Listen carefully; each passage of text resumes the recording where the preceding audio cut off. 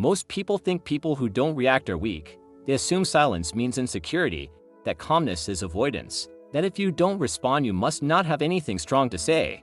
But the hidden psychological truth is often the opposite. Sometimes the person who doesn't react is the only one in the room who fully understands what's happening and consciously chooses not to participate. There's a silent power in that decision. And most people can feel it even if they don't understand it. Most reactions are automatic. Someone criticizes you and you defend yourself. Someone disrespects you and you snap back. Someone ignores you and you suddenly feel smaller.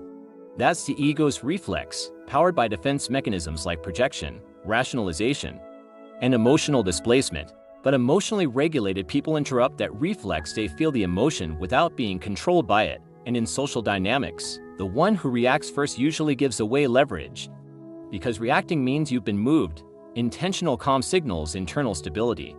And stability feels powerful. Many social interactions are subtle power tests: teasing, backhanded compliments, passive aggression disguised as humor. Often these behaviors are unconscious attempts to measure where they stand next to you. Rooted in social comparison theory, people read your reaction to calculate their own value. If you flinch, they feel elevated. If you stay steady, their script collapses. Non-reaction denies them feedback. And when people don't get emotional feedback, anxiety rises. Not in you, but in them. When someone provokes you and you don't respond emotionally, their behavior becomes louder. Without your reaction to anchor it, their insecurity floats to the surface. This is projection, attributing their internal discomfort to you. Suddenly you're cold, arrogant, or too calm. But often what unsettles them isn't your personality, it's your emotional independence. Your calm forces them to confront their own volatility.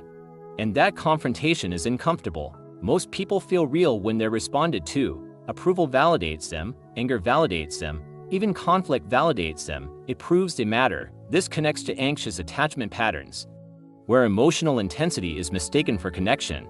When you don't react, you don't reinforce that cycle. You're not feeding the spike of drama that feels like intimacy, and for some, that absence feels like rejection.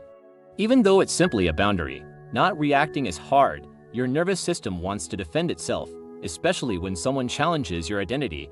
That internal discomfort is cognitive dissonance, the clash between how you see yourself and how someone else describes you. Here's the uncomfortable truth. Sometimes people don't react because they're afraid of confrontation, afraid of conflict, afraid of losing connection. Avoidant attachment can look like calmness on the outside while internally it's suppression. Real silent power isn't emotional shutdown, it's emotional mastery. Shutdown feels tense and heavy. Mastery feels grounded and deliberate. One is avoidance, the other is choice. The deeper layer is this: when you don't react, you send a signal, I don't need this interaction to validate me. That removes you from invisible negotiations of status and worth that most people are constantly participating in. You're not competing.